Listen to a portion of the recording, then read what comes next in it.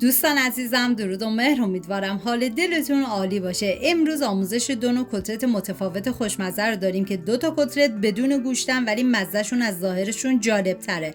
هر کدوم یه طعم و بافت خاصی داره که نتیجه شگفت زدتون میکنه. 3 عدد کدو سبز رو با دنده درشت رنده کنید و مقداری نمک بزنید و به مدت 10 دقیقه بذارید کنار. 1 عدد هویج پوستش رو بگیرید و با دنده درشت رنده کنید و بهتون پیشنهاد میکنم دست به کار بشین و این دوتا کتلت فوق العاده خوشمزه رو درست کنید که هر کی بخوره عاشقش میشه، حتی کسایی که عاشق گوشتن. و ما نیاز به سبزی تازه داریم که شامل جعفری، ریحون و مرزه هستش. کاملا خوردشون میکنم و همیشه گفتم سعی کنید برای هر نوع کتلتی از سبزی تازه استفاده بکنین، چون عطر و طعم کتلت رو فوق العاده خوشمزه تر میکنه. به هیچ عنوان از سبزی خوش استفاده نکنید. و 1 عدد سیب زمینی بزرگ من آبپز کردم و بعد از اینکه سرد شد با دنده درشت رنده کردم. و حالا بعد از 10 دقیقه باید کدوها کاملا فشرده کنید تا آب اضافهش گرفته بشه و بعد بریزید داخل یه ظرف. و سیب زمینی رنده شده رو بهش اضافه میکنم. هویج رنده شده،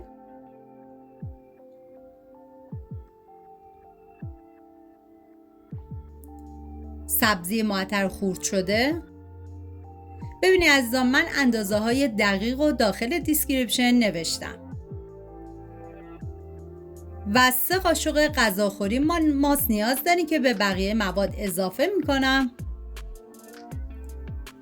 و پودر نان. ببینید اگه پودر نان نداشتین میتونین از آرد سفید استفاده کنین و عزیزانی هم که وگان هستن میتونن تخم مرغ رو حذف کنن، به جاش میزان آرد رو 2 برابر کنن. ادویه هم شامل نمک، زردچوبه، پودر تخم گشنیز، فلفل عنابی یا فلفل قرمز و مقداری بیکینگ پودر. و 3 عدد تخم مرغ من به بقیه مواد اضافه میکنم. حالا همه مواد رو با همدیگه مخلوط میکنم. ببینید این کتلت نیازی نیست که بذارید داخل یخچال که مزه ها کاملا به خورد هم برن. بعد از اینکه مخلوط کردیم میتونید بلافاصله سرخ کنید. من داخل تاب مقداری روغن کنجد ریختم که شما از هر نوع روغن سرخ کردنی که دوست داشتین میتونین استفاده کنید.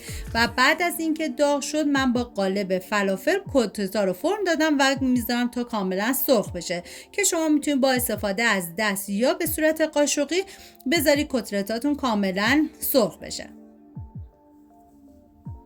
و اینکه این کتلت به هیچ عنوان جذب روغن نداره و میتونید با خیال راحت میل کنید.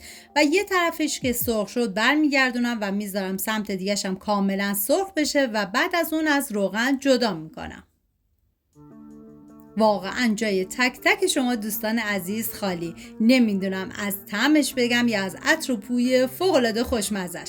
این هم از کتلت ما. امیدوارم درست کنیم و در کنار خانواده از خوردنش نهایت لذت رو ببرید.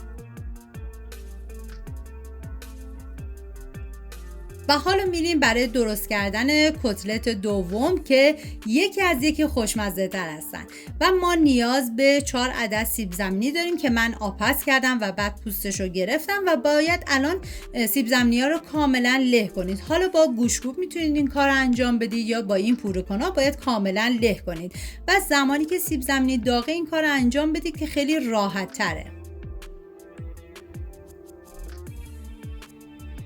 و حالا ما نیاز به شوید و گشنیز تازه داریم که من کاملا خوردشون میکنم.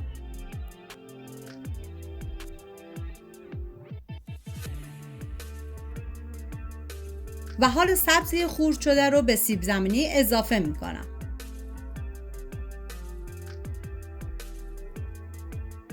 و 1 عدد هویج رو این دفعه باید با دنده ریز کاملا رنده کنیم. و بعد هویج رو به بقیه مواد اضافه میکنم. و حالا 3 عدد تخم مرغم میشکنم و پودر نان که اگه پودر نان نداشتید میتونید از آرد سوخاری استفاده کنید. ادویه هم شامل پودر تخم گشنیز، فلفل عنابی یا فلفل قرمز، زردچوبه و نمک هستش. همه مواد رو با هم دیگه مخلوط میکنم و بعد 70 گرم پنیر پیتزا رو به مواد اضافه میکنم که ببینید پنیر پیتزا قابل حذفه، اگه دوست نداشتید میتونین حذفش کنید. حالا کاملا دوباره مخلوط میکنم و بعد از اون داخل تابه مقداری روغن میریزم و بعد از اینکه داغ شد من با قالب فلافل کتلت‌ها رو فرم میدم و میذارم تا کاملا سرخ بشه. ببینید این کتلت نسبت به کتلت قبلی میزان خیلی کمی جذب روغن داره که بعد از اینکه سرخ شد میتونی روی دستمال بذاری تا روغن اضافهش کاملا گرفته بشه. هر دو کتلت با هم فرق داشتن اما هر کدوم طعم و داستان خودشون رو داشتن. اگر از این سبک ویدیوها خوشتون اومده برای دیدن دستورهای بعدی میتونید سابسکرایب کنید. ممنون از اینکه تا آخر ویدیو همراه من بودید. تا یه خوشمزه دیگر، بدرود.